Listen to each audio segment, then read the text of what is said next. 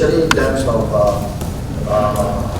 the findings and recommendations of the study, what are the potential challenges that we're going to face to access the continental free trade area, especially on the northern and western part of Africa, and also in terms of our vision and strategic objectives. So he's going to make that presentation, and of course we're going, after that presentation, we're going to have a Q&A session for you to be able to have some clarification and question to Mr. Polly. Thank you, Mr. Polly.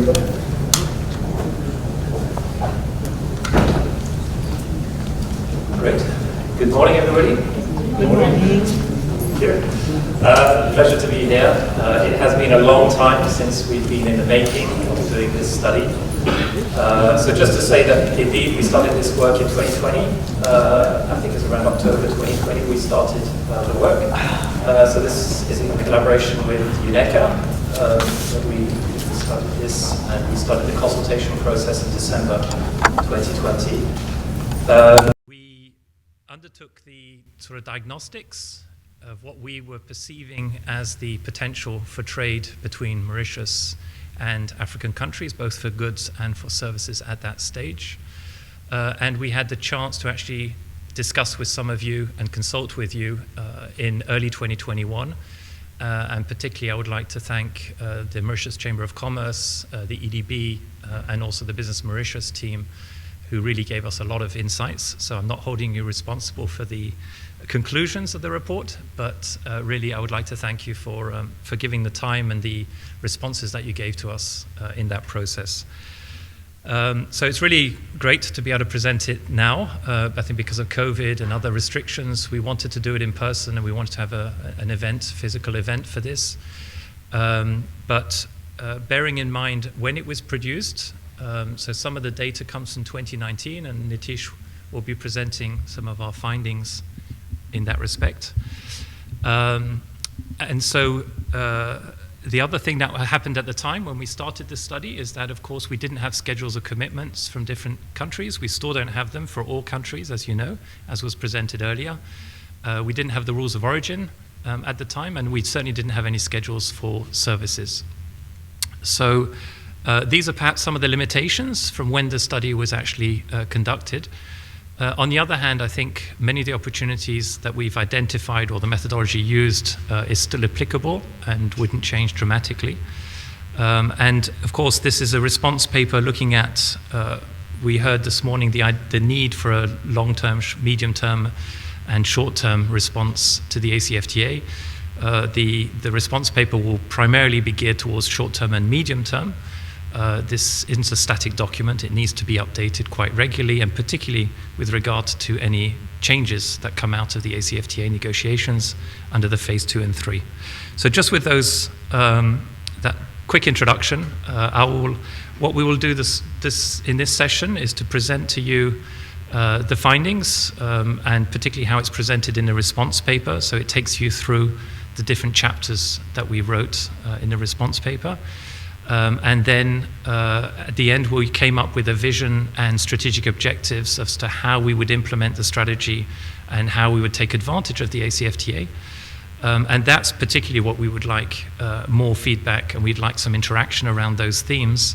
So that's what we'll be doing after lunch, is to go into detail, and if it's okay with you, to break you up into groups so that you can actually go through some of these activities and give us some feedback.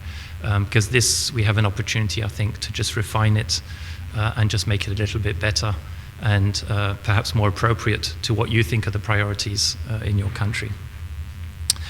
Good. And so we are a team of experts who have been working on this. Not the whole team could be here because of restrictions, but I will not be presenting the whole thing. I will use my colleagues as well to try and break up this presentation. Just to say, we're based in Mauritius as well, and so that's why we've managed to have quite a lot of interactions on this particular paper.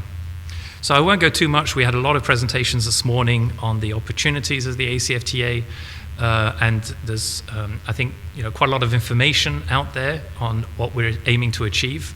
But in the chapter that we're specifically looking at, which is trade and investment for the response paper, but there's other elements to it too, we have, here I'm just illustrating some of the objectives of what the AfCFTA wants to achieve, which is this idea of freedom of movement of people across borders, so that enables you to carry out services in different countries.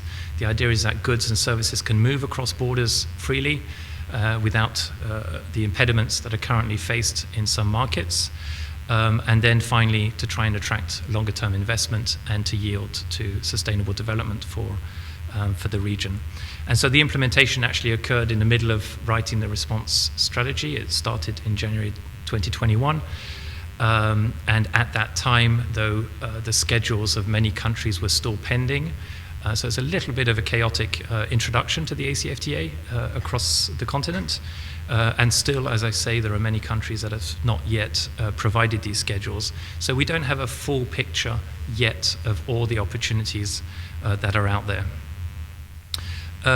Phase one, as we heard this morning from Mr. Luxemon, that have nearly been completed. So phase one was really looking at this kind of standard things we find in free trade agreements, the trading goods chapter, which includes the tariffs and the rules of origin and SPS and TBT measures, as well as customs arrangements. And then we have the trade and services chapter, which was based on the offer and request system. So we've nearly completed that phasing, but we heard it will probably be until the end of the year to be able to complete that process and to set up the institutional mechanisms that if there are any disputes, we can try and resolve those conflicts that might arise in the application of the AfCFTA. Phase 2 and Phase 3 are quite significant and quite important, particularly that one of these phases is so we're looking at intellectual property rights and competition policy, which are very important, as behind the border measures are some of the greatest constraints in Africa, and they will come into effect a little bit later. And of course, the important chapter on e-commerce, there's been a lot of interest in e-commerce, that will also be negotiated a little bit later.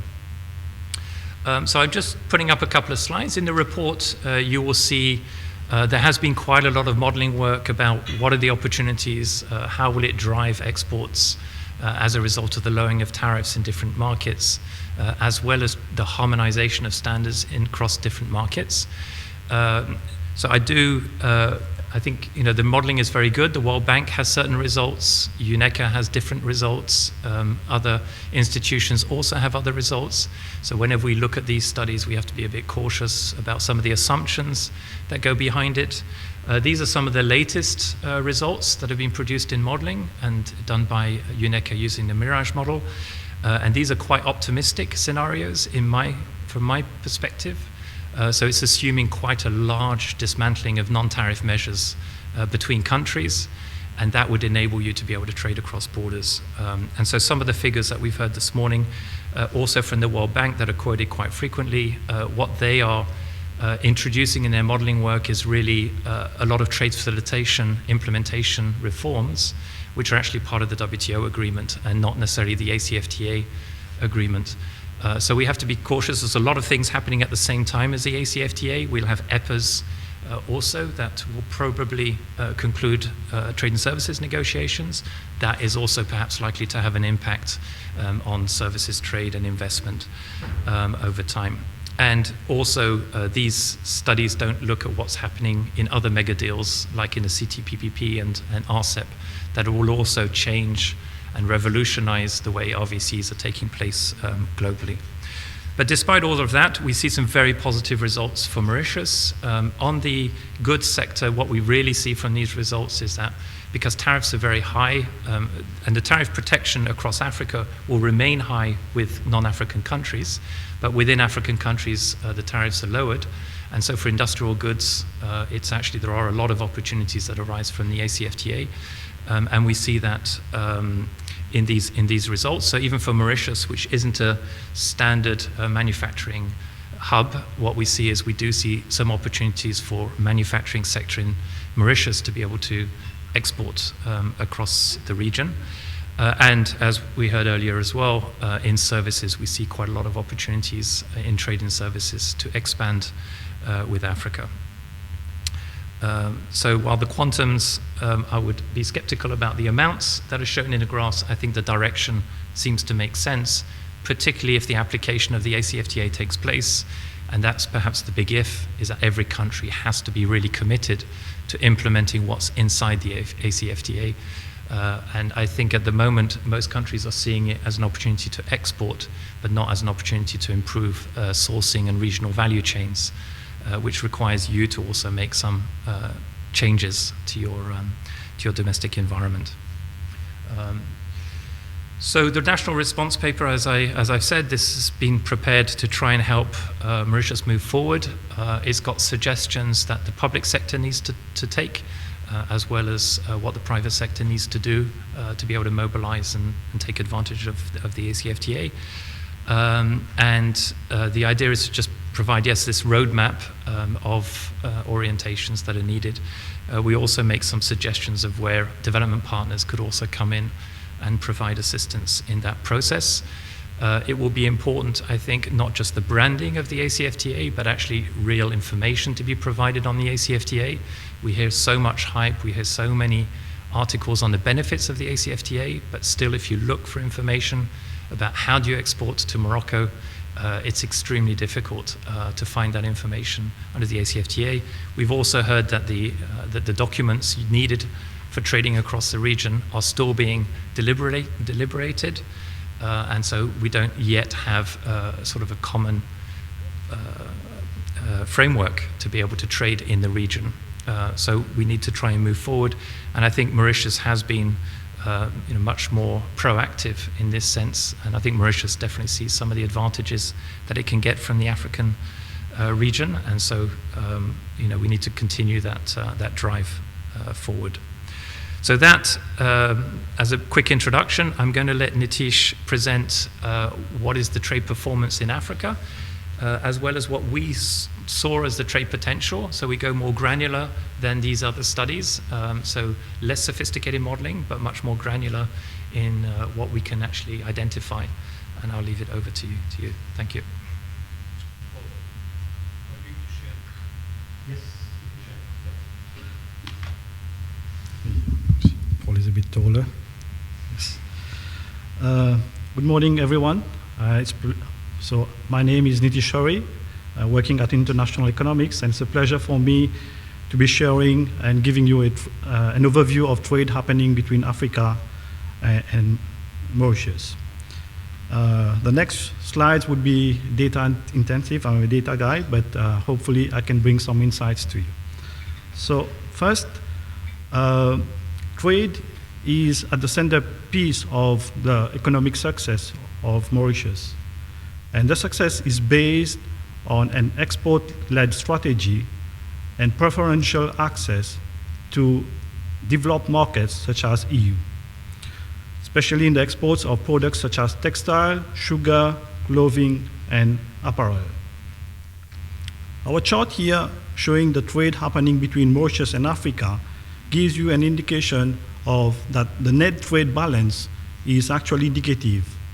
And as from 2015, the net trade balance has been slumping, increasing, so more negative as we are going from 2015 to 2019.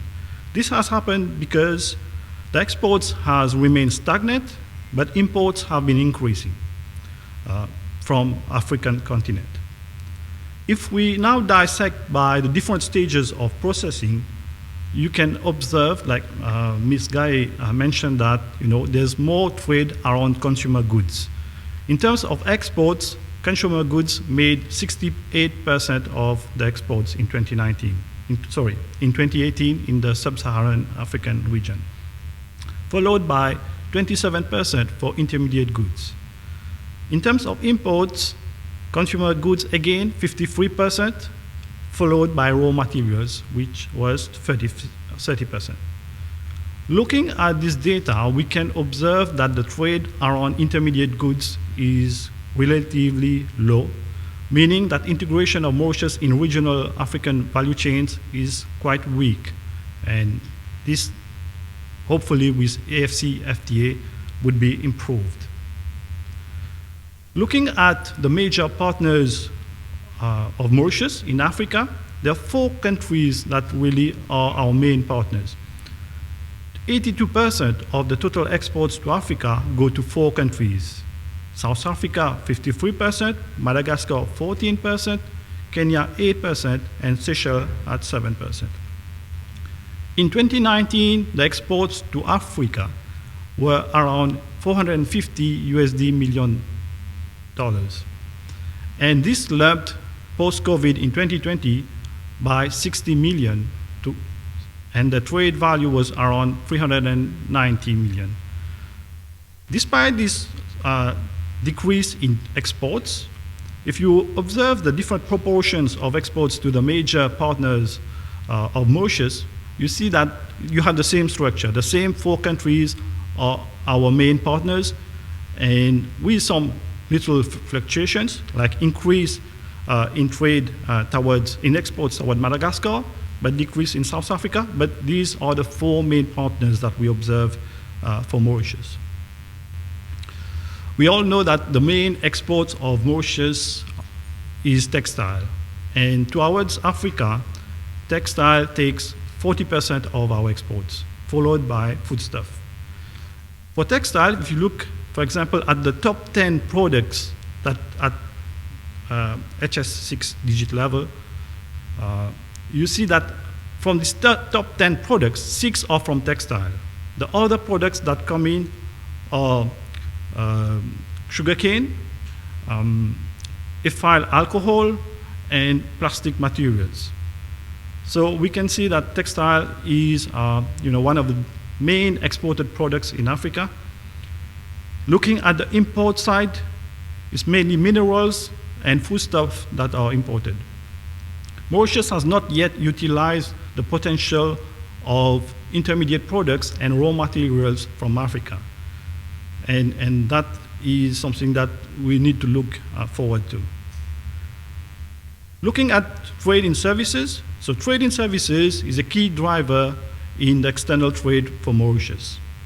The top exported services from Mauritius are financial, transportation, communications, ICT, travel, and construction.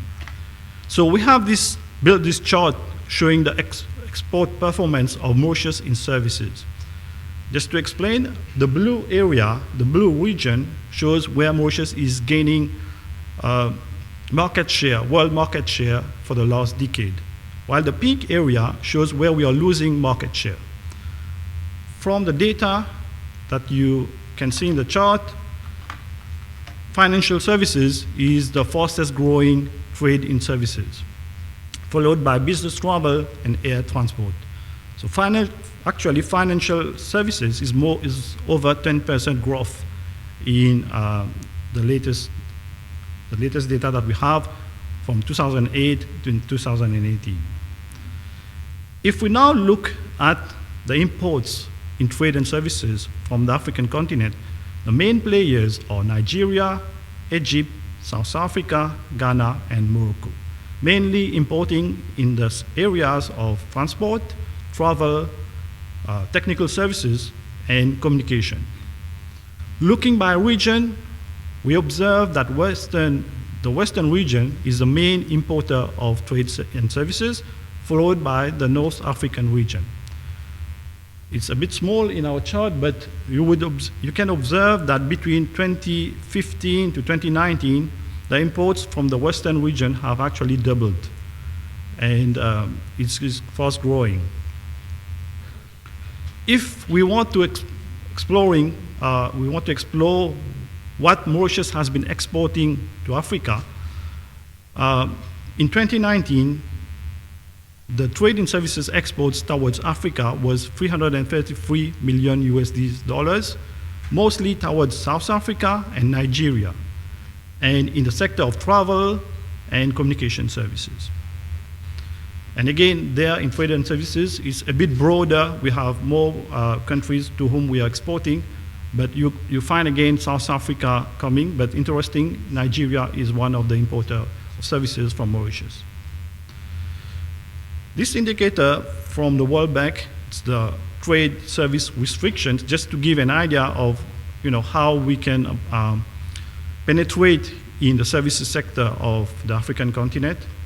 And using the World Bank's STRI, the Services Trade Restrictiveness Index, we see that Ethiopia is the most restrictive country, followed by Zimbabwe. And our top partner, like South Africa, is hard to penetrate, but still we are trading with them.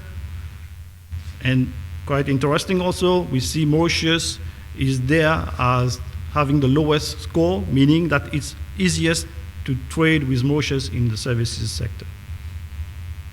And Madagascar is also in that area. I will now explore and share with you.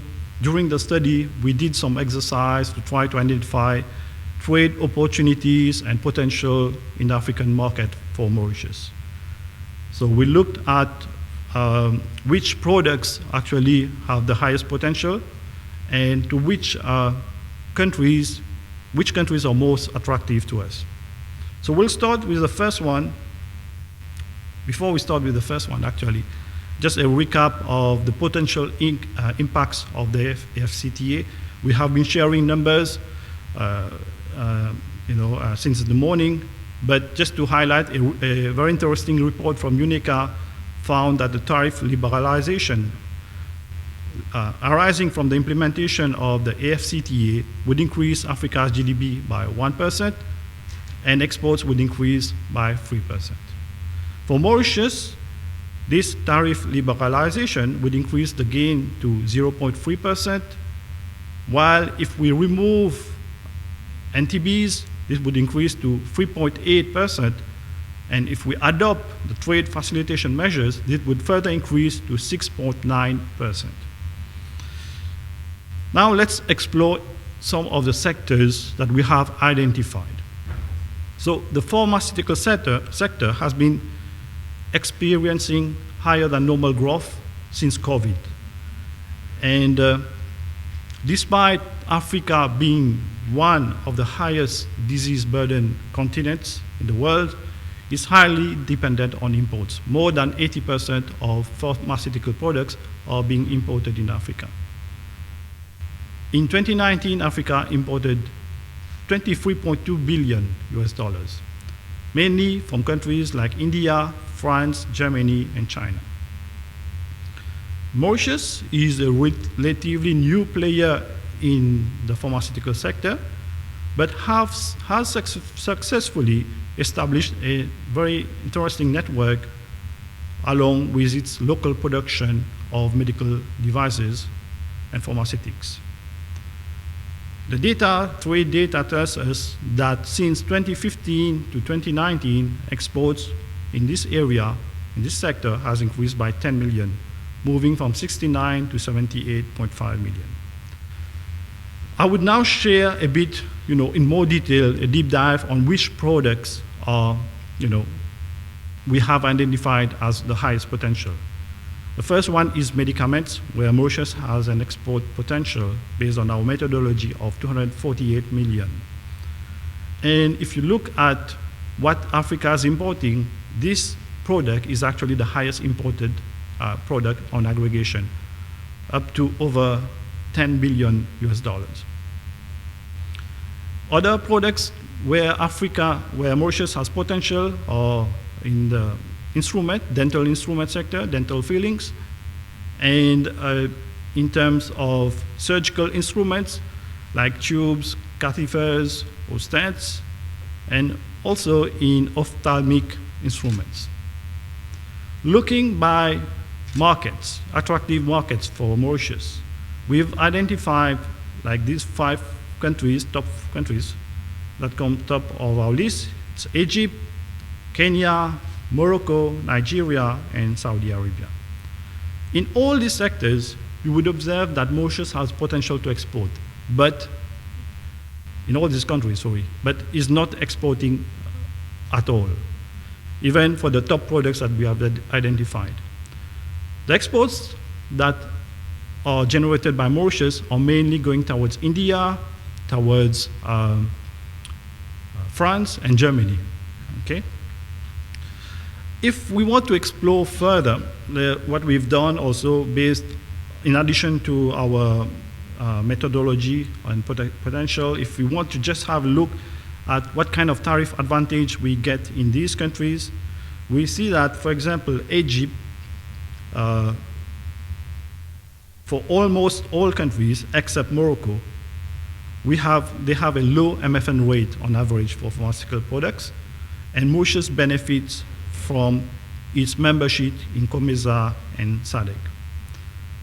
Coming back to Morocco, the MFN rate is a bit high, 7.1%, but since there's no agreement, Mauritius will have to abide to the MFN rate.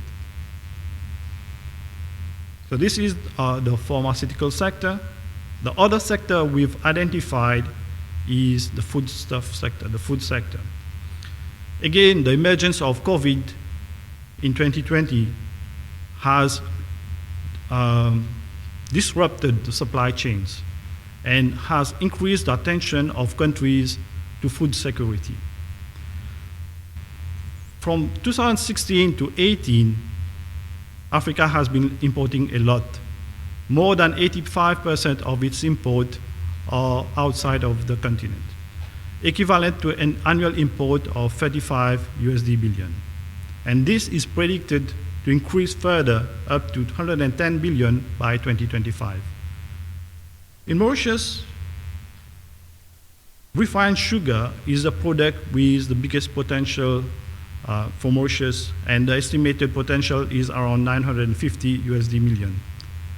This product also registers the highest demand in the continent, and up to 2.4 billion was imported in 2019. And it's fast growing with an annual growth of 4%. In terms of the main attractive markets in the continent, got Angola, Egypt, Kenya, Morocco, and South Africa. You would note in our chart that in Kenya, we are already actually exporting to them, mainly in sugar. But for the other countries, again, we are not exporting much, almost zero, except for South Africa, 3 million.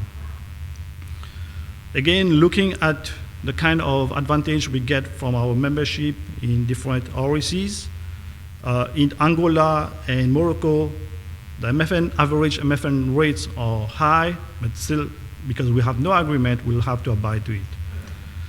In Egypt, the average MFN rate is very high, 160%, but due to our membership to COMESA, Mauritius will benefit from advantages against other MFN partners. To Kenya, being part of COMESA, we already have 17% advantage over other MFN partners, while in South Africa, the MFN rate is on average 27%, but Mauritius is getting duty-free access to most foodstuff products except in sugar, which is around 49%. So here you see again high potential, but that is not being explored for the moment.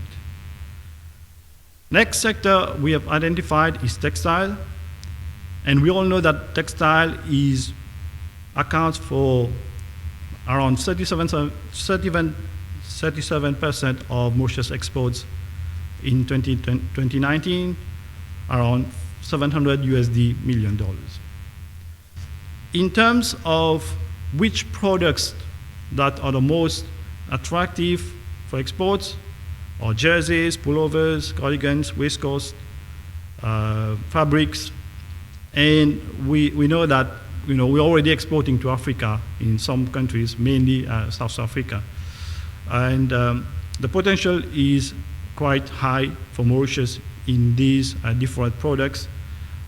But again, if you look in terms of which other countries we have the high potential that we can explore, we have Algeria, Morocco, South Africa is there. We're actually already exporting up to 150 million there, but there's potential to increase further. There's Sudan and Tanzania. And again, Algeria and Morocco come out as quite difficult because of the MFN rates, but other countries that we've mentioned about, like Sudan, we already, being part of COMESA, will get duty-free access. And the MFN rate for Tanzania is actually 19%, and since we are a member of SADC, we'll get, preferred access, duty-free access to these countries. The last sector in the goods area that we have identified is jewelry. The jewelry market globally is fast rising, and is expected to double from 230 in 2019 to about 480 by 2025. And in Africa, two main products that we see fast rising and we see potential for Mauritius are diamonds worked and jewelry of silver, parts of silver, so made up of silver. Just to bring back on Mauritius, the context into Mauritius, in Mauritius, figures tell us that there are already 595 jewelers registered in Mauritius, and of them, 18 are export-oriented. And Mauritius has been moving more in terms of quality outputs, in terms of diamond polishing and high-end level jewelry production. So Mauritius is gaining expertise in this area. And Africa is, especially in the diamonds worked, so refined diamonds, the growth rate of imports is fast, is quite big. It's 18.5% between 2015 and 2019. In terms of the countries where Mauritius can export, here what we observe is there are two main countries, Botswana and South Africa. And the potential to other countries, so we here have the top 5, is quite low. For Botswana, our figure, the export potential we saw was around 90 million, while South Africa was around 95 million, okay? And perhaps we need to explore further, because what we've also observed and noticed, like Botswana imports a lot of stones mainly from South Africa, and could be not something that Mauritius is interested into. Again, we put, in terms of the MFN rates and compare to Mauritius, the MFN rates, for example, for Botswana and South Africa are already very low, like 1.23% on average, and Mauritius is benefiting from duty-free access. We have highlighted here, perhaps, Ethiopia. What is we observe? Remember that Ethiopia was one of the countries with the highest STRI index, restrictiveness index. But MFN for Ethiopia is around 34%. But Mauritius, even if we are part of COMESA, is getting only 3% advantage. In case, based on our observation, our calculations, Egypt, Ethiopia, and Morocco have quite few potential. It's mostly South Africa and Botswana. Let's talk about services, the identified sectors for services. First one is ICT. ICT imports in Africa has been fast growing at a rate of 8.2% from 2010 to 2018.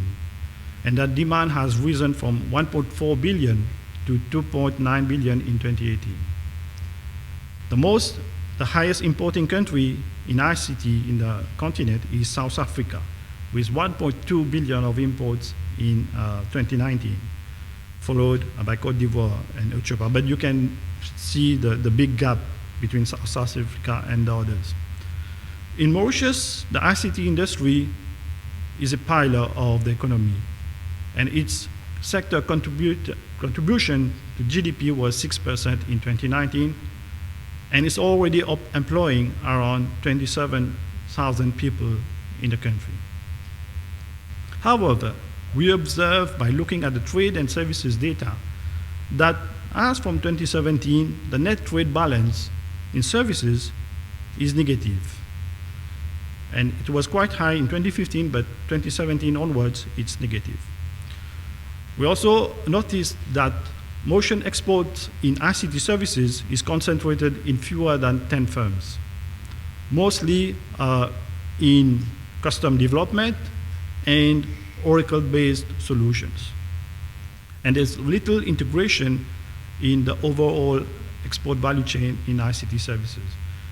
So we are not actually making the most out of the procurement services, the different government procurement services in ICT.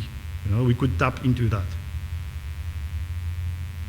The next sector we identified and was mentioned this morning is educational services. The demand for higher education is growing rapidly in Africa. And it's estimated that by 2030, 11 million young Africans under 25 are expected to join the labor market.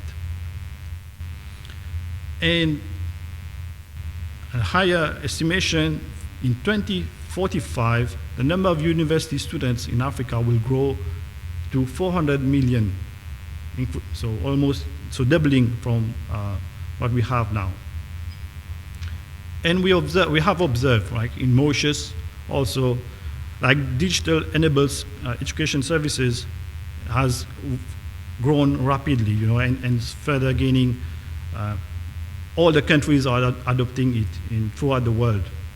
But African continent has been a slow adopter of digital enabled education, as per United Nations report in 2020.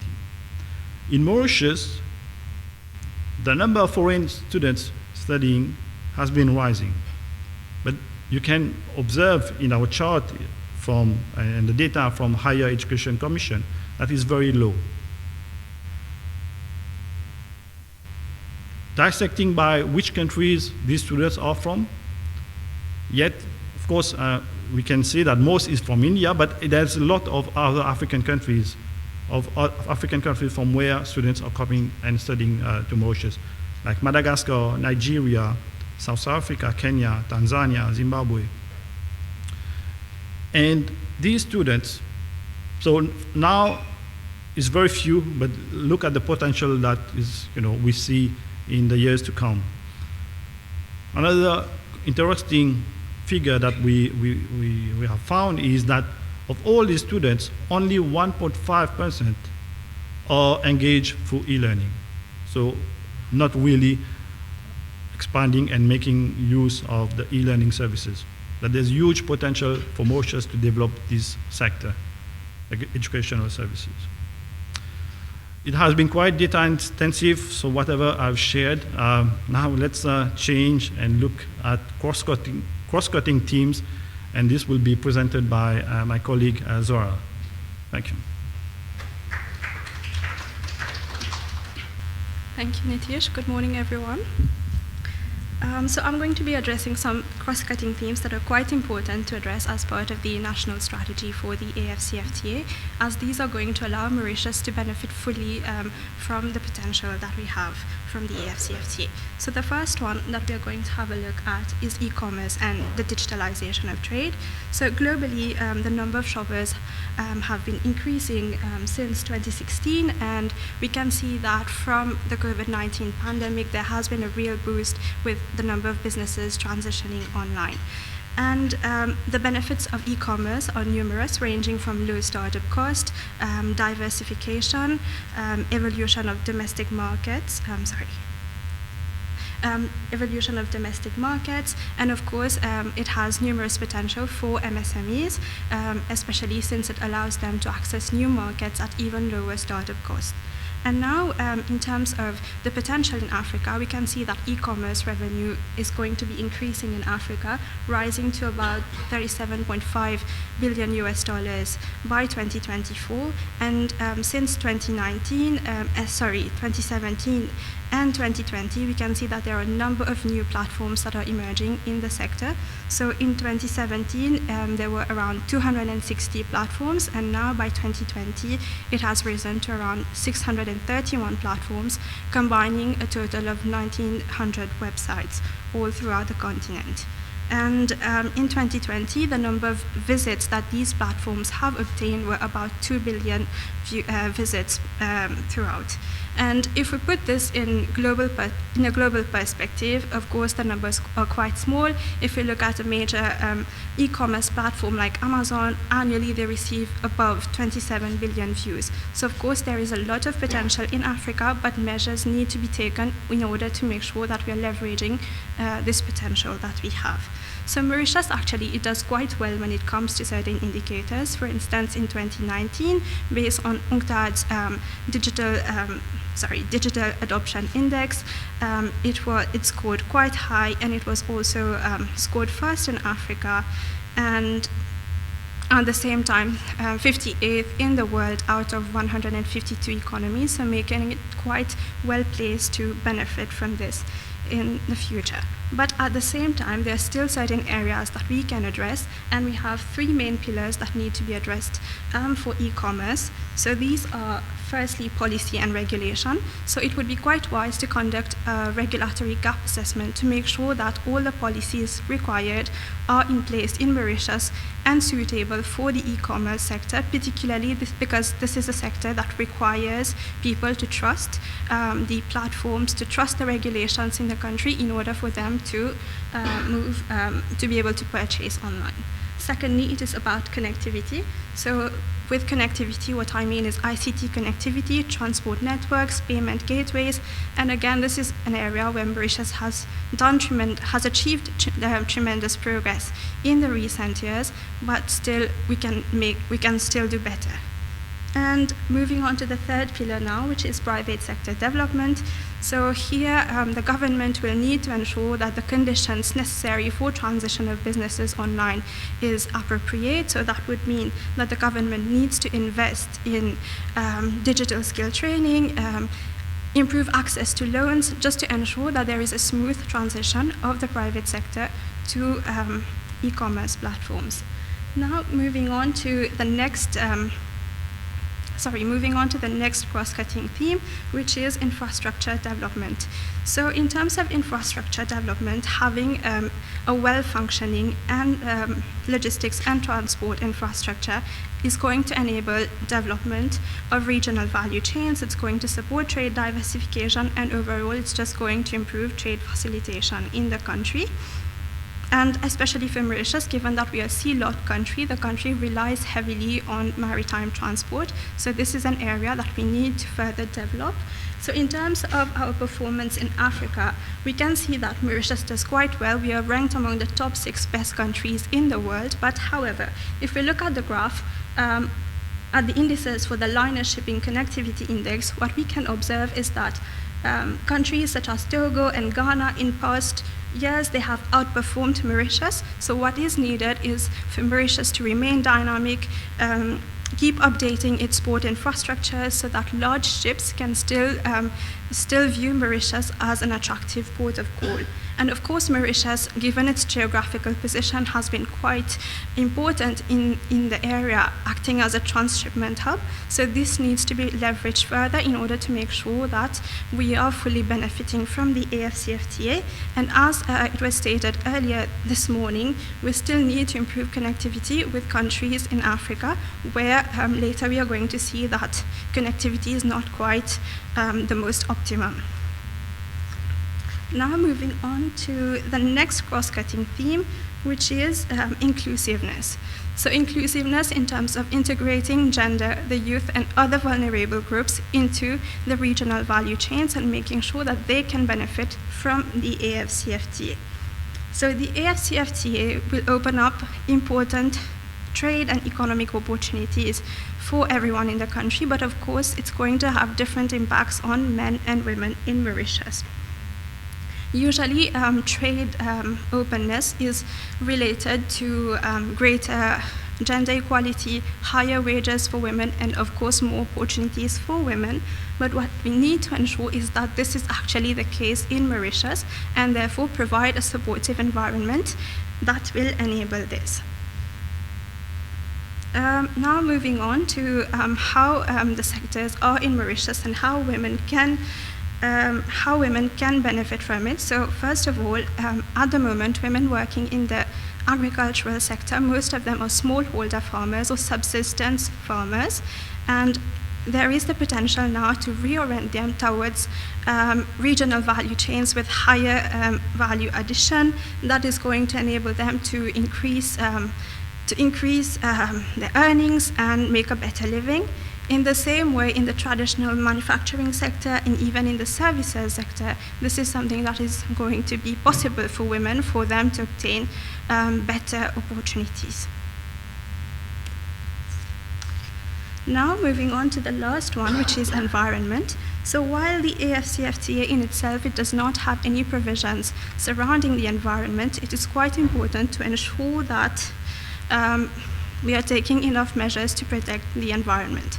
So with increased trade with Africa, what we are going to see is that CO2 emissions are going to rise, especially since manufacturing goods are going to increase between the two countries.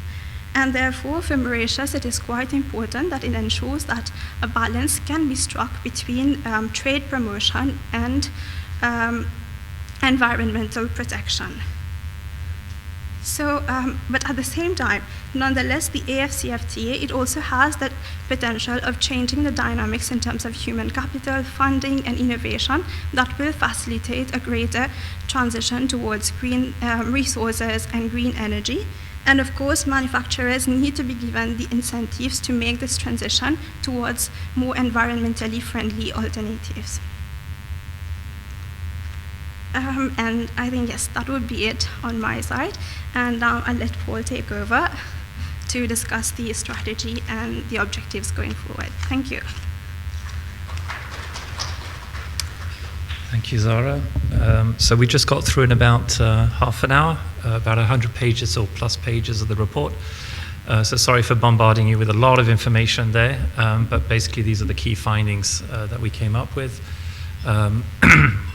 And so we're happy afterwards to take any questions as to perhaps how we came up with these numbers, whether they were plucked from thin air or there was actually a methodology behind it. And of course, we can have some debate around the actual sectors that really show a lot of promise. As is the case for a lot of this work, it's quite hard to see into the future. And I know that in Vision 2030, for example, there are other industries that show some promise. For example, 3D printing. We're actually doing some work right now with the University of Mauritius on opportunities in the African market for 3D printing. So there are obviously other industries that also show promise. We couldn't cover them all in a report. But yes, let us know if you would like to look at anything in greater depth. I will just spend another 10 minutes just to close off in terms of the presentation of the report, and then hopefully we can have a few questions from you and some discussion. And then in particular, what I would like is that afterwards, when we come back from lunch, as I say, that we do more sort of structured work as a team rather than us at the front and you at the back. We'd like to work together with you to just go over the plan of action and see what might be refined into it. So when we came up with what would the way forward be, we tried to look at some of the other initiatives that have already been adopted by Mauritius, sometimes with varying degrees of success for the implementation of them. But we did actually look at what's already out there. We tend to see a very high quality generally of strategies and reports and development plans in Mauritius. But as always, and in most countries, the greatest difficulty is, of course, aligning on the implementation of them. One of these visions is the government's Vision 2030, which is very much focused on innovation, technology, Industry 4.0. And so it's very ambitious, and I think that's what the government needs to do, indeed, to have this ambition. And it's reflected, I think, to a certain extent in some of the areas that we've looked at. But they might take a little bit longer, I think, to be exploited. If I take the example of 3D printing that we're looking at right now, even though it would be quite prominent, we don't see actually, for at least a few more years, much traction in that industry taking place. So a lot of the legislation around 3D printing hasn't yet been adopted. And so, for example, that's an industry that will take longer to come about. In the pharmaceutical industry, the same thing, right? The regulations, the legislation, and all the non-tariff barriers, getting certificates to be recognized in other African countries will take years, potentially decades, to be achieved. If we look at the example of ASEAN, which is a market that's also been gearing towards the equivalent of a continental free trade area, after 15 years, they are still in medical devices, for example. They're very much at an embryonic stage in terms of recognizing each other's standards and accreditations. So just to bear that in mind, so I think a lot of what's been presented is perhaps more traditional industries and trying to make greater headway in those traditional industries. And then at the same time, of course, starting to pave the way for more innovation as well. We also looked at the National Export Strategy that was adopted by government. And I think there was a lot of buy-in from government in terms of the National Export Strategy. I'm not sure there's been a tremendous amount of implementation of it. It was from 2017 to 2021. There are some elements of it that have been implemented in Mauritius, but there was a lot in there that was very valuable. It wasn't looking at Africa specifically, it was looking to Mauritian exports to the world. And so we also took note of, and maybe even were quite influenced by some of the elements that were in that strategy. There is also an Africa strategy, so that was not government-led, that was really private sector-led. It was a group of business individuals in Mauritius. It was a great strategy from my perspective. It was, I think, over a decade old now. But a lot of what was in that strategy at the time still makes sense today. And so again, we didn't necessarily need to reinvent the wheel. We tried to look at what was suggested at the time, and clearly there was a buy-in at the time, but there was perhaps some difficulties in implementation. The different organizations we've been speaking to, and these are the public sector ones, but so I'll start with the public sector. There is really an orientation and an interest very much in looking towards Africa. So I think there's genuine interest, there's genuine desire to improve trade diplomacy, connectivity to the African continent. And indeed, we have this vehicle of the Mauritius Africa Fund that has targeted just a few countries to try and develop some of the infrastructure in those countries for investment and potential industrialization on the continent. Of course, that is a strategy. We don't have to produce everything locally.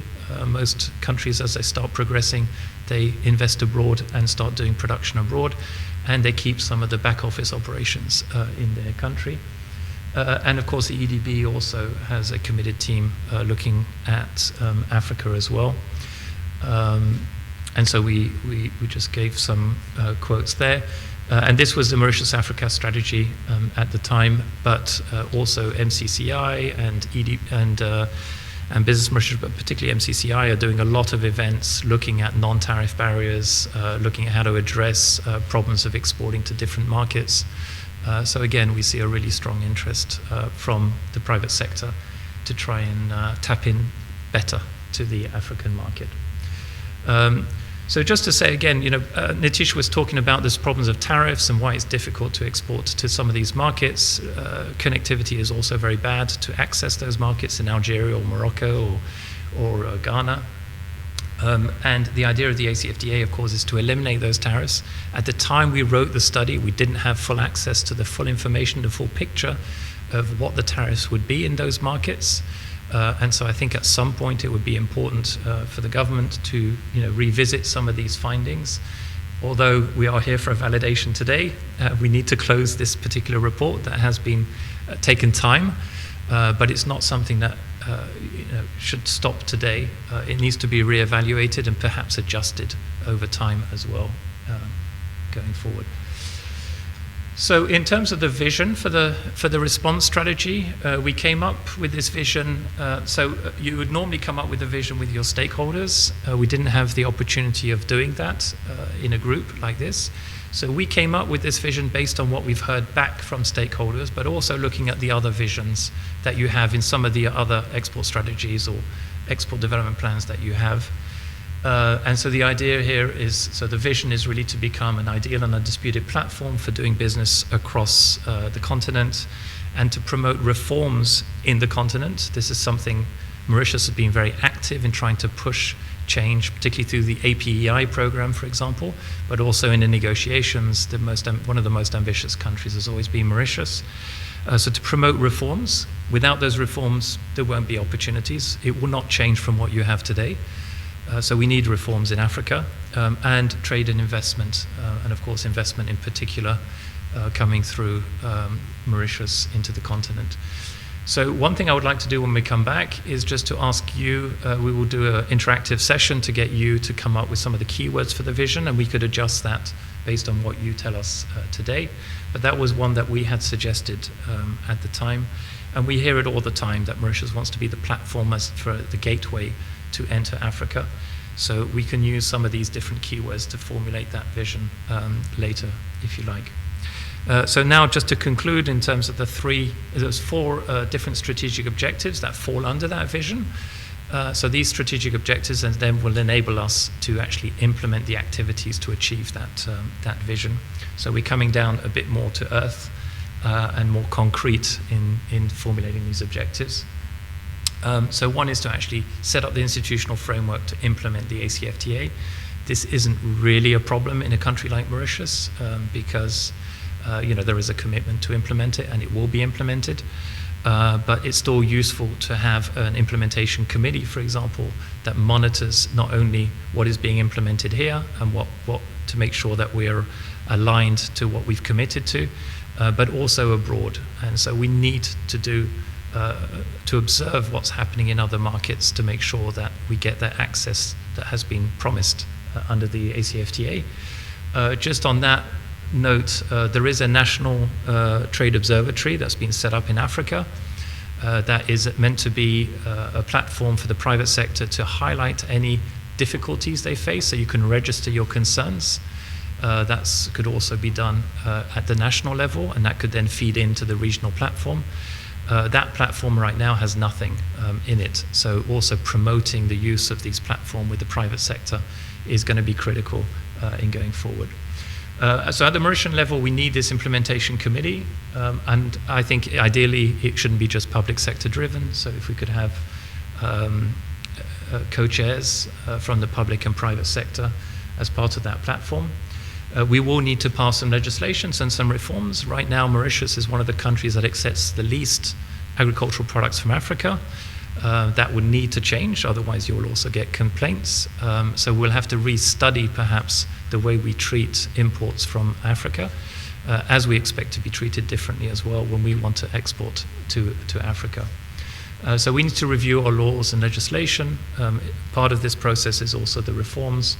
So we are undergoing many reforms, like the licensing schemes that was mentioned earlier by the EU. We want to make sure that we have everything in place that we can take advantage of it.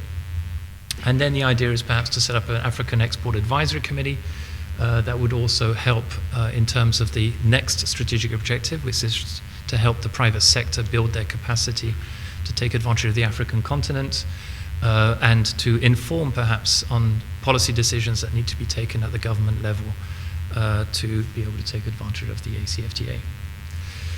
So the second strategic objective is really focused on the private sector. And so the EDB has a major role in terms of export promotion in the country. The feedback is that more resources are needed, more programs are needed to try and reinforce that capacity for the private sector, improve the knowledge of the private sector on those markets, creating B2B activities, maybe investment forums. Of course, that can be led by the private sector, but it can also be done by the EDB. The EDB is also working on platforms, I think, to try and gain better information on different markets. But the ability to export to those markets requires quite a lot of information.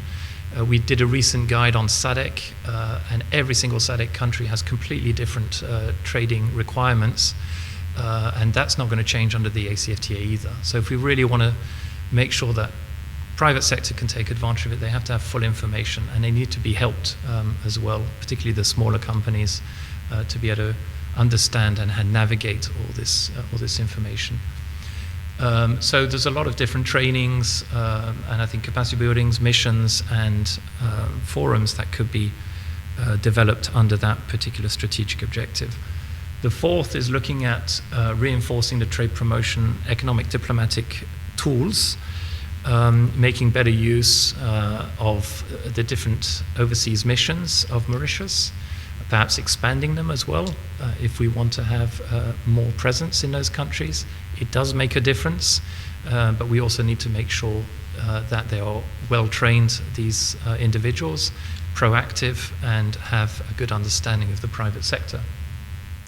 So I think that will demand some effort as well in going forward.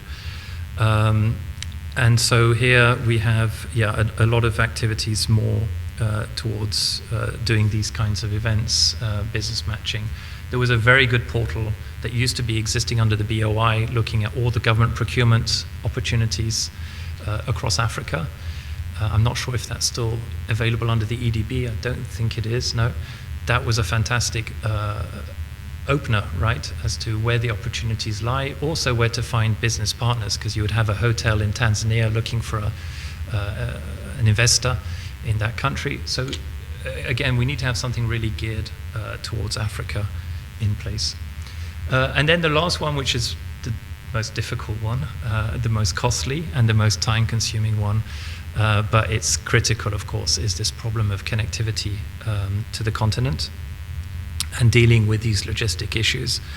And what we see here in the chart, for example, is looking at bilateral trade costs.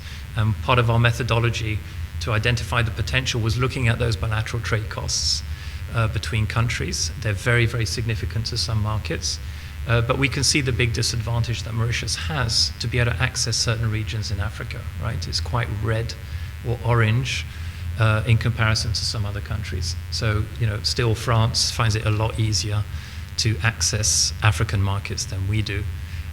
These costs are quite high. So we would like to try and address this problem through the plan of action. And so when in the afternoon we will go through some of the activities that are proposed to try and address this particular strategic objective. So thank you for listening for so long. Our apologies that it was quite a lot to get through, but the purpose was to try and share it if you haven't seen the report or had time to read it. And perhaps we can take some questions. We have 15-20 minutes before lunch, and then we'd be happy then to get down to the actual action plan in the afternoon.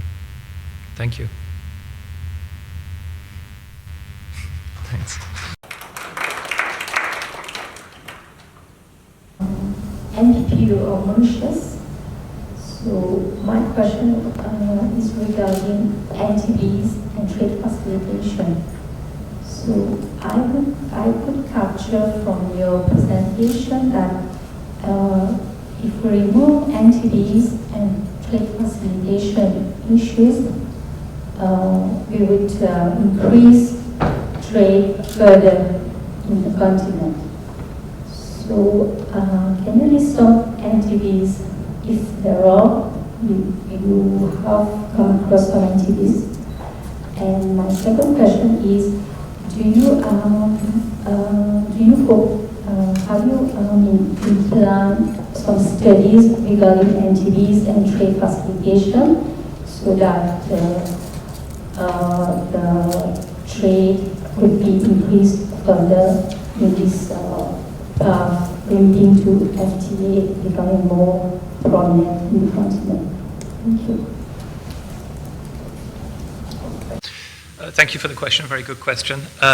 So first of all, we're not talking about removing NTBs, and on trade facilitation, indeed, it's just to facilitate trade. So having a national single window, for example, makes trade easier. So it's reducing the burden involved in documentation or dealing with officials and delays. So there's a lot of initiatives that are taking place. In Madagascar right now, we're working on advanced ruling. So the idea is that the customs officials, for example, will tell you in advance what your customs classification is, so you're not confronted with a problem at the border. And so a lot of countries are reforming trade facilitation anyway. That's part of the commitments they took in the trade facilitation agreement of the WTO. So those reforms will improve. The AfCFTA doesn't go much beyond what's already promoted at the WTO, but we have to be on the back of countries to make sure they do actually implement that. and when there are problems, they need to be voiced. On NTBs, an example would be a labeling requirement or a packaging requirement that obviously costs you more money to be able to have to label in a different way in a different market. There may be a production process has to be followed to be able to export to a specific market. Countries have a right to apply NTBs, NTMs, non-tariff measures, but when countries harmonize their measures, the cost gets eliminated. So if you imagine that Kenya has exactly the same labeling requirement as Mauritius, then for Mauritius to export to Kenya means there is no additional cost. So there is no cost linked to the NTM involved. So the idea is to try and harmonize these NTMs over time so that we don't have all these different systems in place, which are very costly and complicated for enterprises to deal with. And that information is available. At the moment, UNCTAD is actually doing quite an extensive survey across all countries, looking at how many NTMs exist for each product. And so we have indicators around that. There was a report carried out not that long ago on COMESA by UNECA that was presented looking at NTMs, so TBT and SPS measures. And that was presenting the findings for the Eastern and Southern African region. And then ITC do these NTM surveys. So it asks enterprises, what difficulties do you face in exporting to South Africa? And you will list all the problems that you face, and they will record that in a survey. But that's not a systematic survey, so it's not done all the time. There are two big problems for the private sector. One is the technical regulations. This is in law, that you have to comply with those standards. And the other one are the private sector standards. And they are not part of any trade agreement. And that's for the private sector to deal with those standards and to negotiate those standards if possible. And they are becoming more problematic even sometimes than the technical regulations. But the ACFTA will have rules on technical regulations, and what they will say is that you're allowed to apply them, but if you do, you have to do it transparently. You have to actually communicate in advance what the measure will be, and it shouldn't be done in a discriminatory manner. So that's what they'll be asking. So I think that's it. And so on the studies, yes, UNCTAD and ITC are the best resources at this stage to look at what these non-tariff barriers are. There's two big databases where you can get that information. Great. Mr. Paul Baker, everybody wants to be a platform, a springboard, a hub, and we have many in the region, Mauritius, and many competitors, like Rwanda, South Africa, and even Ethiopia. They are attracting a lot of investment in the region, and we have to compete with them. It's a reality. We compete with them to access the continent. So I think as a way forward for Mauritius, we need to, we have an Africa strategy, but also an industrial policy strategy. That industrial policy strategy is very important, given that we have limited products to export, 5, 10 products to export. We've seen that during COVID, the doctors, the engineers, the architects, during COVID, during the COVID restriction, everybody, they were, converted to planters.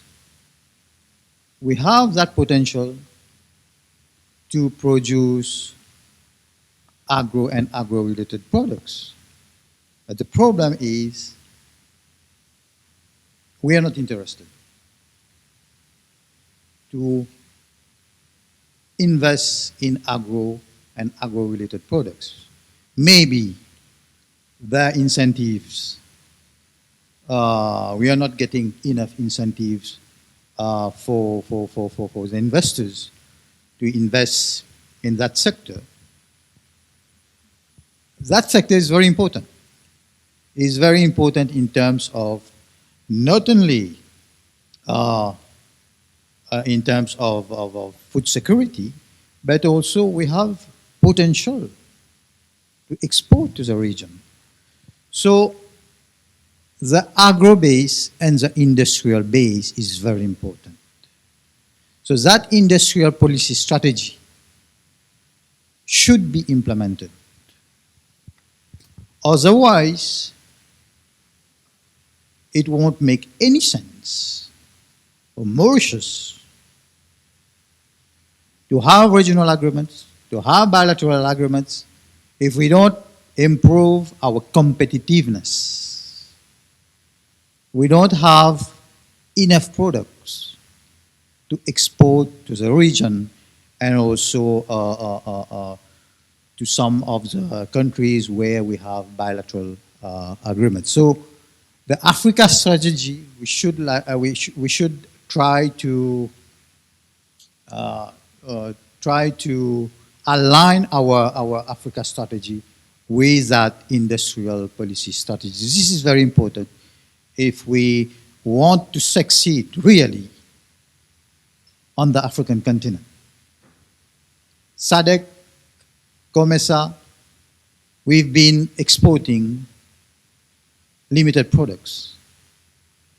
Of course, our export has increased, but if we compare to other African countries, there's no need to compare us with Asian countries, but if we compare with other African countries, we are far behind. So this is very important, the industrial policy strategy.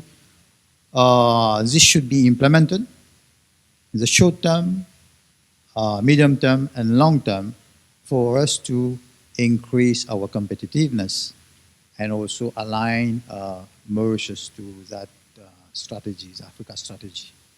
And then another question, so clarification, we have that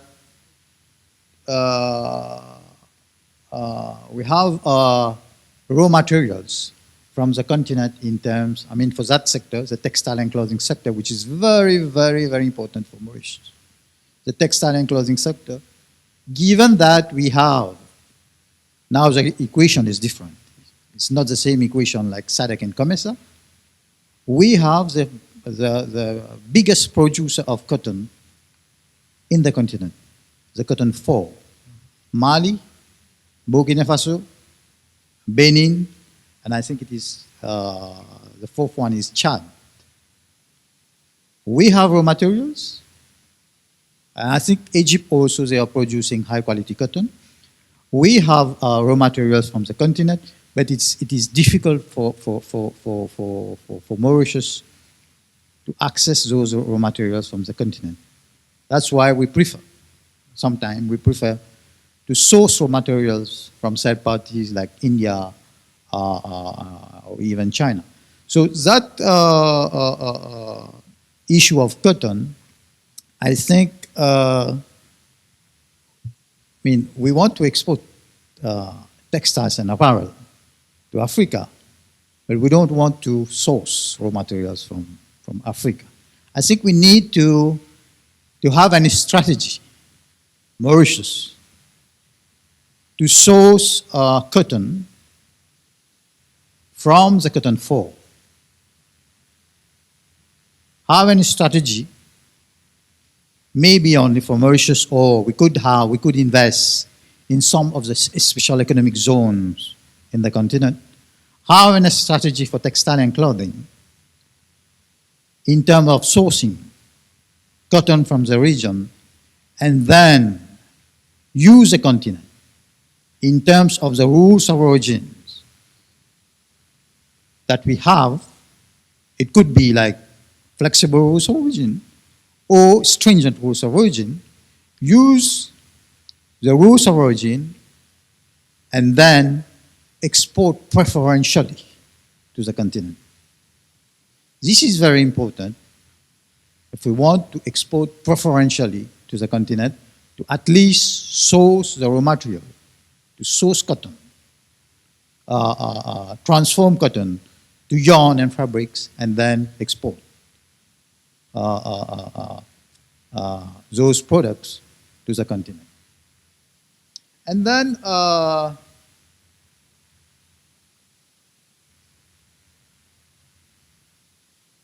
another issue that we need to look at is in terms of the connectivity issue, which is very, very important. So on this issue, we have to do our homework, given that we are not a party to the single African air transport market. We're not a party to that document. We are not a party to that protocol. So I think, I know it's very sensitive, this issue,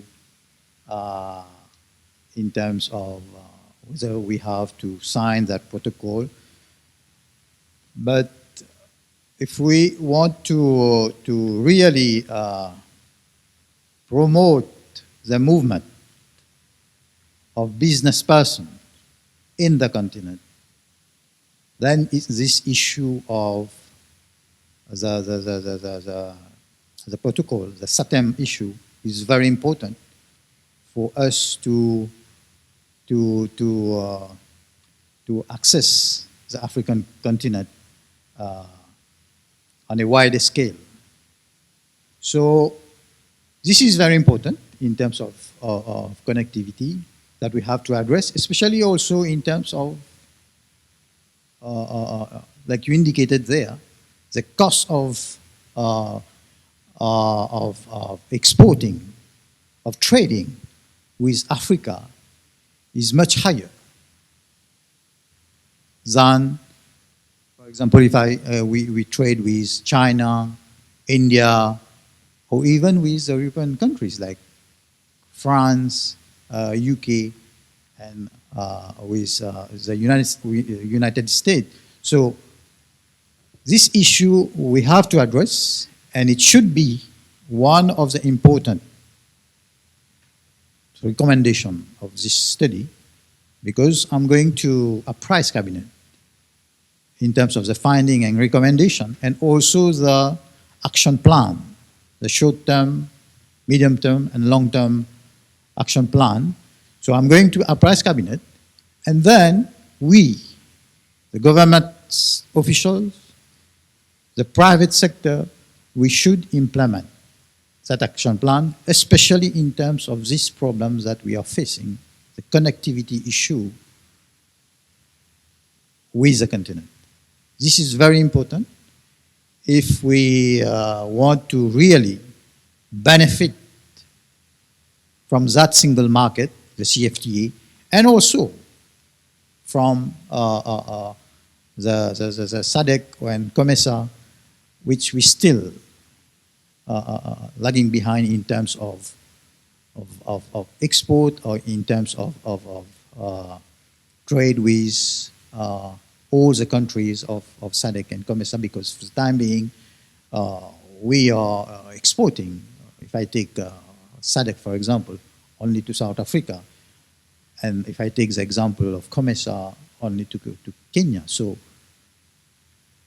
this issue of connectivity is very important, especially if we want to trade preferentially with the northern part and western part of Africa. We have big powerhouses, huge potential to export our products. Nigeria, Senegal, Ghana, Cote d'Ivoire. So how to access those markets if we don't have connectivity in terms of sending our goods and services to those markets? Thank you. If you want an industrial policy strategy, now's the time to do it, because this is the greatest opportunity you're ever going to have as Mauritius, because you've got all this protection around Africa that will remain, and the idea is that the protection within Africa will fall.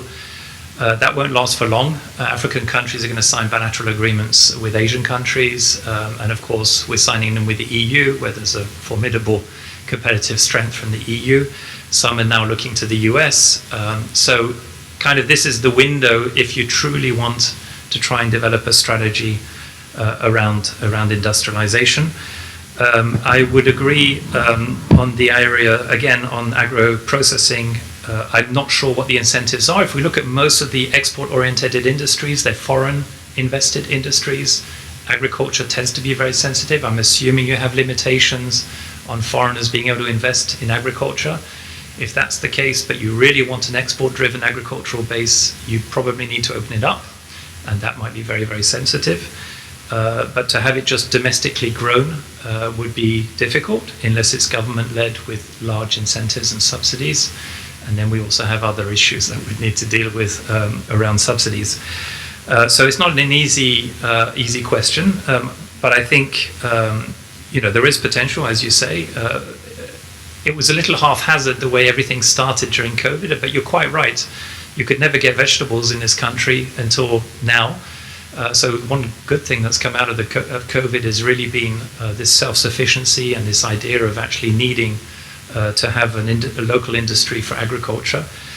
Whether it can be really export competitive, perhaps in some very niche, small areas, which I think would need a bit more research into knowing what those specific products would be. Otherwise, I think it's more really for import substitution purposes. We just don't have also the scale and the labor in Mauritius to be able to really be competitive. You make a good point that Rwanda and others have been able to drive a lot of investment. Of course, we have a very large domestic market in South Africa. In Rwanda, we have very cheap labor. That makes a big difference. If we look at how they're positioning themselves, it's very much on assembly lines. It's very much the trajectory that CLMV countries in Asia have taken. And so it is good for employment. It's not that great for value addition and creating good jobs and wealth. So again, we may want to think, does that really match the interests for Mauritius? Again, there are two societies in Mauritius as well, so we shouldn't forget there are a lot of people that depend on low technical jobs, and it's important that we have jobs in place for that. And then there's some very high-end jobs, and this is a very small segment of society that has those high-level professional jobs. And then there's a lot of imported labor for professional services in the IT sector or in other sectors. So there's a lot we'd have to rework, education and everything else, to be able to get, I think, to that. But that's good. So that's the kind of questions we need to be kind of hard thinking questions that we need to ask in the afternoon. So thank you for that. The industrial policy strategy, I think we did incorporate it, and my apologies for not having on the slide, but let me check as well. I know we were definitely meant to look at that, and we should have looked at it as part of this strategy as well. On the raw materials for cotton, I think you also make an excellent point, and because the rules of origin being what they are, we need to be able to at least transform the cotton into fabrics on the continent. Maybe this is a good opportunity for Mauritius to take the lead. We have the export processing zone in Senegal, quite far still from those markets, but not too far that you could do the transformation there, at least into fabrics, and then get the fabric here from Senegal to here, if you can get that connectivity. So that's a very good idea. The only problem is we only have really 2 countries that are stable out of the 4. So quite realistically, there's going to have to be a sort of a carve out of that particular rule of origin, because you're not going to be able to supply the entire African market from two stable countries. So I think until that can really be beefed up, perhaps there'll be like a tariff rate quota system that we import some amounts, but then the other amounts could come out.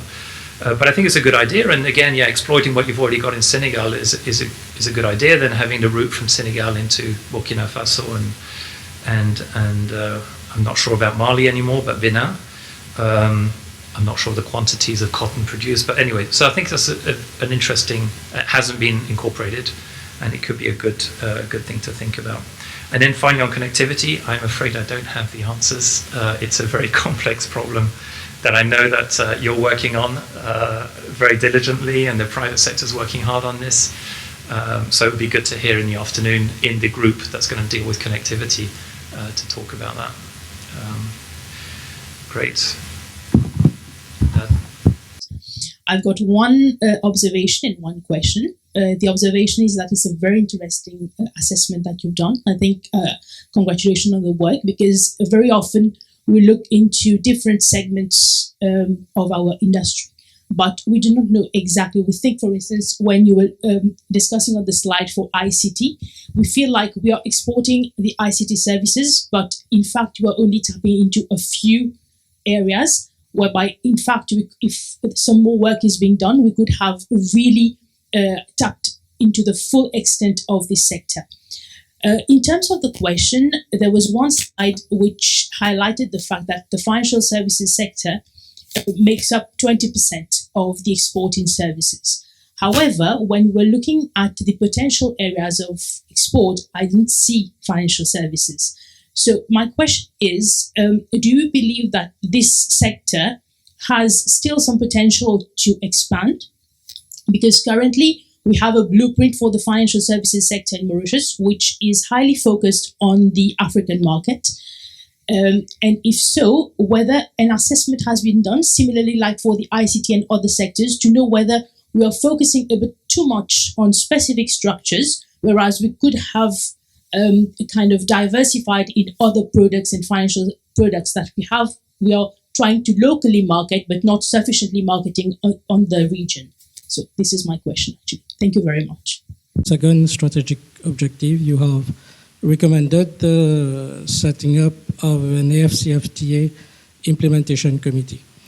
Actually, a few weeks ago, the government has decided to set up an interministerial meeting on the implementation of trade agreements, because we also have signed the China FTA and the SECPA with India. So the idea is, instead of setting up an implementation committee for each agreement, the government has decided to set up one committee to look at the implementation of especially the newly signed trade agreements. Thank you. So maybe you would want to take that into your report. Thank you. Thank you. Just one last one. Yes. Thank you, Dadan from Business Mauritius. First of all, thanks for the analysis. And you were saying you have a full report. I don't know if that is going to be shared before or after this meeting. I didn't see it, but I guess it would be interesting to actually share that. And probably financial services would be in the sectors you analyzed. I don't know. It's good that we've saw a few some of the analysis on the services sector, because I think the Mauritian economy itself is 70% oriented services. So if we keep talking about our income as traditional sectors, then we're not looking at the whole economy of Mauritius and the full potential. So the fast growing is there. And many of the NTBs are also on the goods. So we do have NTMs on services, but we can probably negotiate one-to-one on those to see the benefit on both sides and negotiate win-wins more easily than on goods. So I think that was interesting. One model that I haven't seen here, but it might be in your report, is the investment model. We've looked at export of services, export of goods, and sourcing. What about the investment model where Mauritian operators in areas where we are really good? We've seen it for sugar. We go, invest, produce, and the value added, some of it comes back to Mauritius, or Mauritian expertise. People from Mauritius can go and sell services. So the investment model would be in sugar, in banking it's happening, in insurance it's happening. What about textiles? We've stopped producing low-end textiles in Mauritius because we can't do it because of our labor costs. But I'm sure we should be able to go to Ethiopia and invest in Ethiopia and become very good actors in the Ethiopian textiles industries in things that we cannot do in Mauritius anymore. That's the kind of logic that could happen. And of course, it could serve our problems here. We have a food security problem, and we do have good agro-processing specialists here. If Botswana is exporting organic beef to Germany, then I guess the quality must be decent enough. So why don't we go to Botswana, for example, and start working with them to export to our own country and do some import substitution that way. Not just importing it, but producing it and maybe exporting it from there to other places as well. So that's the investment model. The other thing I haven't seen here is the movement of people. We have a demographic issue in Mauritius. We have a reducing population. Our population is 1.3 million. Kenya's population grows by 1.3 million every year. So that's the kind of parallel we could easily draw. Well, what can we get from Kenya in terms of getting their people here and getting them to work for sectors that would match our needs here? ICT, very clearly, would be one of them. On the export of services, I guess there's a lot to do. So a few strengths have been identified. One of the strengths that hasn't been discussed, and EU is here, is the fact that we already partner with Réunion, and we already have a lot in collaboration happening with Réunion. And Réunion also has that wish to actually go more into Africa and partnering with Mauritius to go into Africa. So on sustainable development, on climate mitigation, on research and development, on climate adaptation, they're already helping Mauritius. So maybe together, now that we have that experience and pilot experience, we can use that common knowledge and know-how to actually start exporting together. So that's something I don't see many countries in Africa having. We have that partnership with an EU territory right there, which we could actually bring into Africa as partners. Just a few, initial remarks. Thanks. Great. Thank you very, very much for those as well. I'll let Nitish say something about it after I've just finished. But yes, we did include services, and we did look at that sector. Obviously, an important one for Mauritius, so it would be hard to ignore.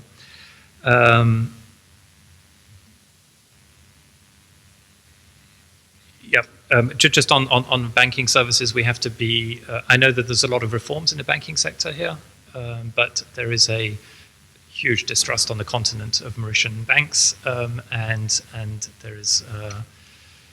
I think a lot has to be changed, perhaps in Mauritius, particularly with regard to perceptions, but also in terms of policies, because there's a lot of African mainland countries, that I think would make it very difficult for cross-border flows anyway between Mauritian banks. Perhaps the investment, as you say, the investment route makes sense, but to actually do it from Mauritius, I can imagine it's going to get more and more difficult to make these transfers to African countries. Obviously, we're no longer on the blacklist, but still, I think in Africa there's still this feeling that there's a lot of money parked in Mauritius that could belong to the continent. So there is potential, and of course, financial services will grow massively in the continent. But I think, the strategy has to be very well thought out as to how we would approach the continent. Absolutely, Vagan, thank you very much. I was not aware of this new committee, but that makes total sense. The only thing I would say is that we need to make sure that if the committee's managing probably 10 FTAs, that they will dedicate the right time, or maybe then have subcommittees. You can't have one committee looking at everything and doing a good job on it. And I was just mentioning to one of the colleagues in the ministry that one of the successes of the Indian CEPA, I think, we haven't probably seen any tangible results yet, but the fact that both parties were so invested in really promoting it afterwards has really been very, very positive. We didn't see that, I think, with China in the same way. And I think we need to do that with all the African countries. That's a huge work to try and create these bilateral ties with different countries. So that would be my only concern, is will it dilute the sufficient attention needed for a market of 54 countries? That's a big job. But otherwise, yes, why create a new institution if we can avoid it? And Aden, thank you very much for these suggestions. I think the investment model, I think we looked at it certainly in agriculture, because we don't believe it's very easy to be able to become an export platform from here. So we did think of the investment abroad, as you said, that's already happening in sugar. But some of the other sectors too, perhaps it's not been highlighted, so we will make sure to highlight it. It makes absolute sense. We don't have the investment protocol yet at the ACFTA, so it's very hard to know what would change from what we've got today. And so once again, this strategy is not really so much about the ACFTA because we never knew what the ACFTA included. It was about Africa. It's more of an African strategy per se. On movement of persons, yes, we haven't tackled it. I'm pretty skeptical that things are going to happen in the medium term on movement of persons. We've tried it with APEI with very, very limited success, and it was a very small group of country. It works in the EAC now. They really are moving forward, and perhaps they will be more open to allowing others, but I very much doubt it as well. There will be this concern of having too many foreign workers entering their borders. So to make it too easy, I'm a little skeptical. A long term, yes, and we need to work towards the long term too. But I think in the medium term, very, very, very little chance. But I think the efforts of the APEI, and I think we do mention it, towards MRAs is going to be critical for that movement of persons as well in moving forward. NTMs, as you say, it's a big issue on services too. Again, we haven't seen a services schedule. I think you mentioned as well, Mr. Luxemon, about signing the aviation agreement. Indeed, but we don't have to make a commitment internationally. We can actually do it, right? We can do it in practice. Whatever comes out on the ACFTA schedules for services, compared to the STRIs, a lot of these restrictions are probably still going to be in place in many countries.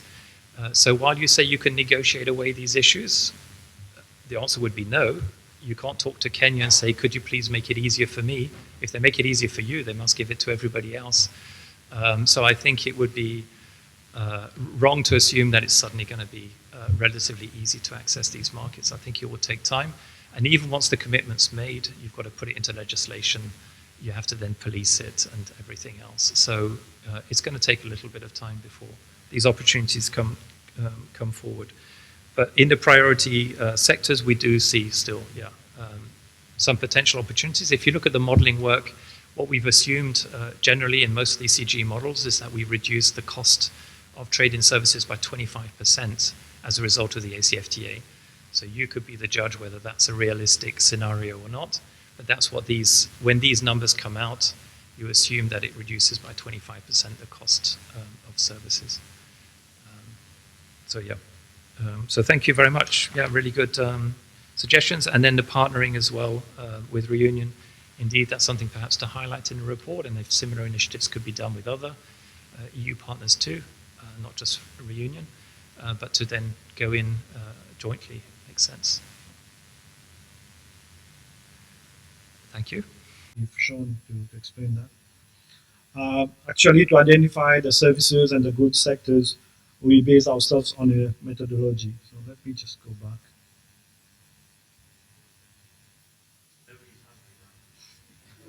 I'm standing between lunch. So many slides. Yes. So I think you were referring to this slide. And actually, I didn't precise, for example, in this slide, like the bubble size represents how much we are exporting. And if you could look, like our methodology was based looking at what we are exporting and also what is being imported from the African countries. So we look at both sides. And here, of course, financial services is on top. It's fast growing at more than 10%.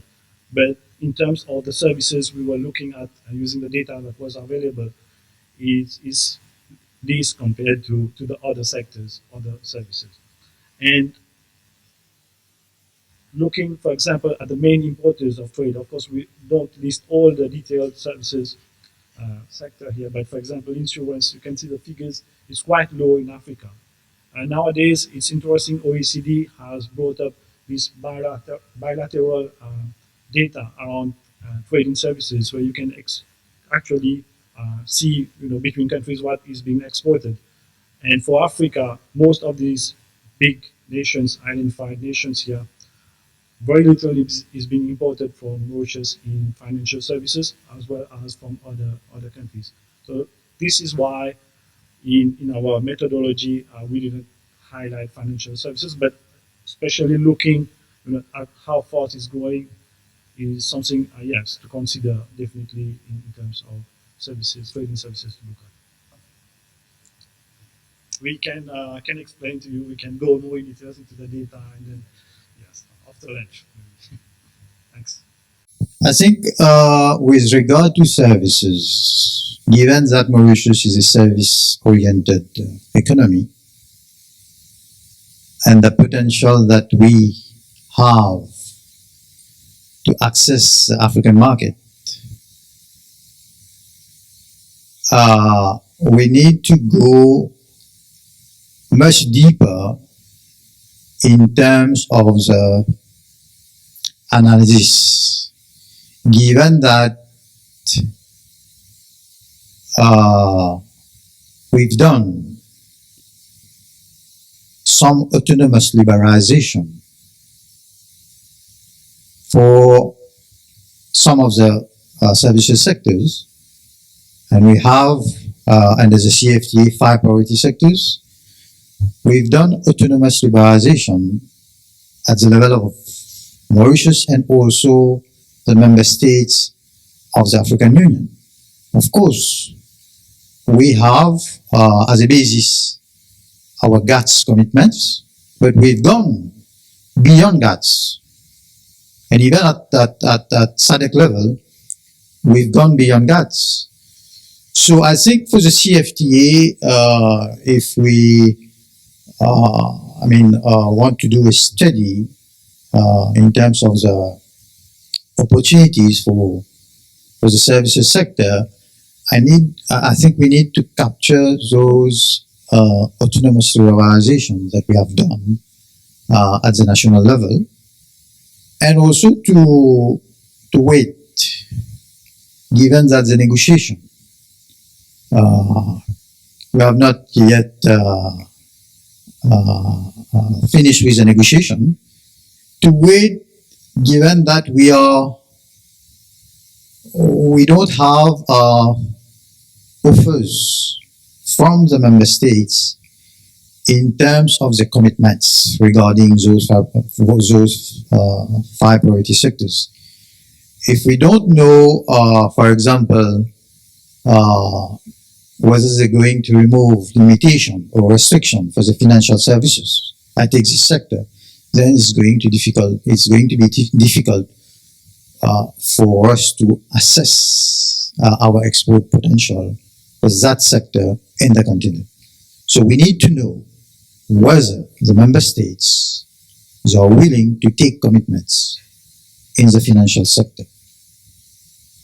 So those documents, of course, we have for some countries, but the majority of the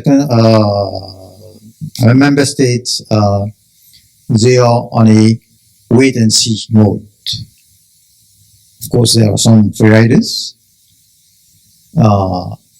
So I think it's better to wait before we could assess in terms of the potential that we have on the continent for the services sector.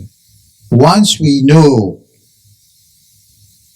whether they're going to remove limitation and restriction on those 5 priority sectors, then we could undertake a study to know the potential for Mauritius to export trading services. Yes, we depend a lot on the services sector, 70%, but tradable services for Mauritius is only around 20%.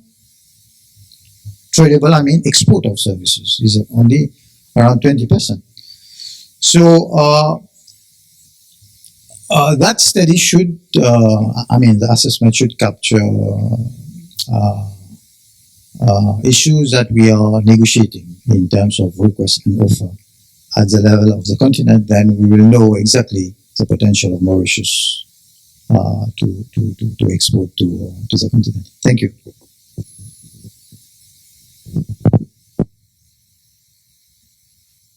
Thank you for your. Thanks for the statement. I think I agree totally with that. We need to wait until we see what the schedules are like to see the opportunities. And when we looked at the STRI, we can get the STRI for financial services too, and you would see it's very, very highly restrictive.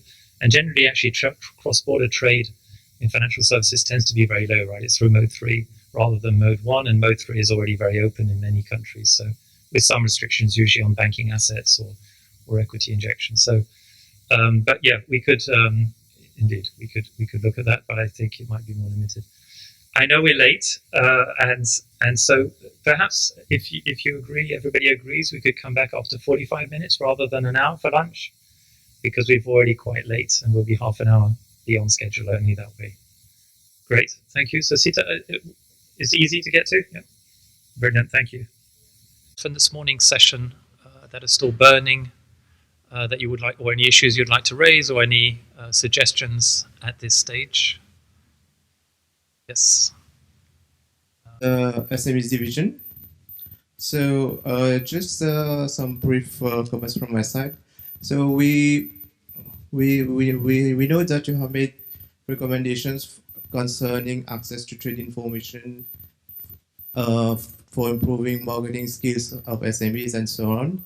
So that is most welcome, because we think that this is important, it's crucial for SMEs that they have the information about the markets, about the raw materials, and so on, and that they should be connected to the global economy via internet, via e-commerce platforms or other digital platforms and so on.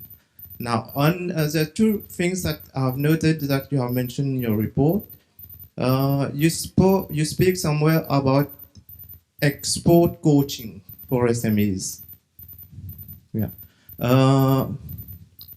We have an implementation arm, which is SME Mauritius Limited.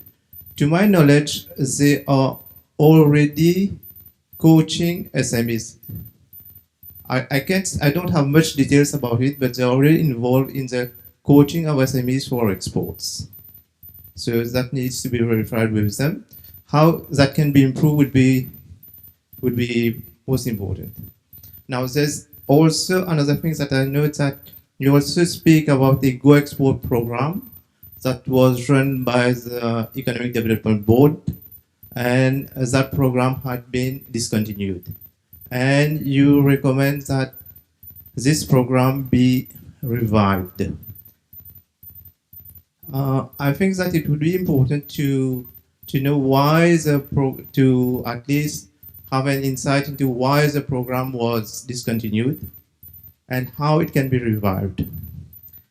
There is, again, SME Mauritius is involved in supporting SMEs in their export endeavors. When you're considering the revival of the Go Export program, if you could hear SME Mauritius on what they're actually doing and how that could be improved, that would be most welcome. Thank you.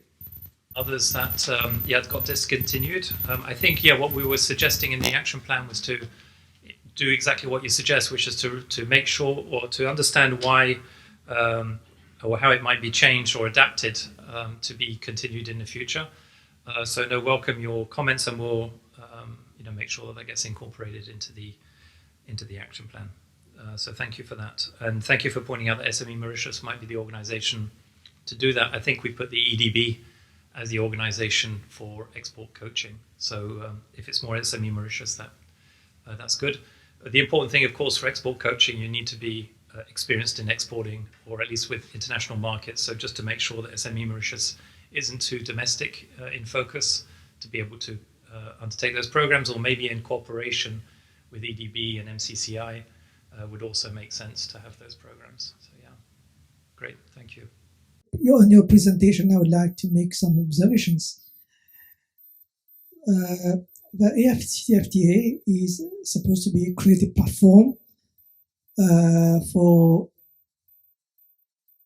enhanced investment in Africa. But who is going to make those investments in practice? I believe it is the private sector who's going to do that. Based on your presentation, I wanted to make those a few comments. Have you, in the first instance, gather the opinion of the private sector in Mauritius on what are the obstacles that they face in practice to produce or to invest on the African continent?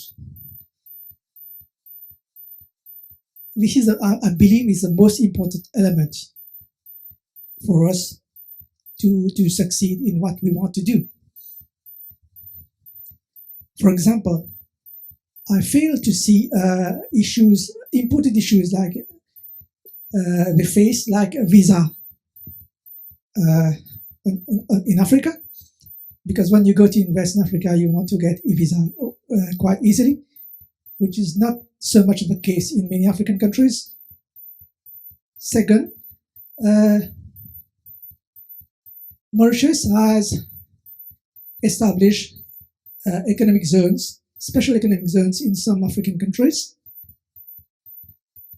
How we ask the private sector what are the obstacles, impediments that they have encountered to make the SEZ fully operational and successful. Third, we have been talking about shipping line. I believe this is something very important because you can put any platform you want for trade, but if you don't have the means, the proper means at an affordable price to do the trading, then it won't happen.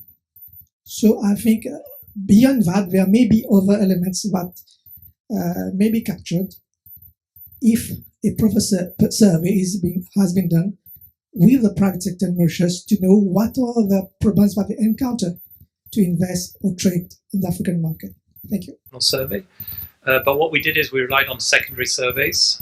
So we looked at the main survey actually that we gathered from was the NTM report from UNECA of 2020, which actually asked enterprises for their perspective on difficulties to export to Africa. We used the NTM surveys that was also done by ITC, which are a little bit old, admittedly. They're about 3 or 4 years old, but the conditions haven't changed, of the difficulties faced in terms of exporting to Africa. And then we also looked at Deloitte reports, PwC reports, and others that are looking at the African market and the challenges faced in investing in Africa and in trading in Africa. So we used a lot of secondary data, admittedly. It wasn't primary data. But we did, I think, collect a lot of that. And then we had some consultations with the different organizations. You're right, we didn't talk to all the businesses or a very large group of businesses in Mauritius, but we did talk to the representatives of those businesses. So we talked to AMM, we spoke to BM, we spoke to MCCI and others. We do have a list, I think, of those that were consulted in the report. So it was based on that, indeed, that we kind of came up with the challenges that we thought were significant in exporting and trading and investing with Africa. Aruna, yes, please. I just wanted to compliment to say that at UNECA we have also, Isatu can compliment as well, we have put resources to come up with AfCFTA country business indices. So we are doing surveys in countries to understand exactly what you are raising, what are the obstacles being faced by the private sector to export to Africa and under the AfCFTA. So this is work in progress at UNECA. We are publishing this AfCFTA country business index per country. Recently, a primer was launched summarizing the results, but this is work in progress and it's going to be done. And at our level in Southern Africa this year, we will also be having surveys among MSMEs in our 11 member states to assess the impact of COVID, but now this is behind us, but to look at the way forward. And in this survey, we will also be raising this issue, asking MSMEs about the constraints they face to trade in SADC under AfCFTA. But this is work in progress. Yeah, thank you. We can divide ourselves up in tables according to the strategic objectives. We would have half an hour to deliberate just 2 pages of actions and the strategic objective itself. And the idea is to just quickly validate within our table whether we agree with those particular activities, as well as the timeline. And if you come up with a suggestion that we should perhaps have a different leading implementing agency, you could just point that out. So we'll have half an hour per table to deliberate. I will be in one table and my colleagues in the other two tables. And then at the end of that half an hour, we would just quickly present any major changes that have come out of the action plan. So we can just share it with the whole group and just get a reaction from everybody in the room. So just trying to be as efficient as we can. And so what I would ask is perhaps you can choose which table you wish to join. And so perhaps go to the next one.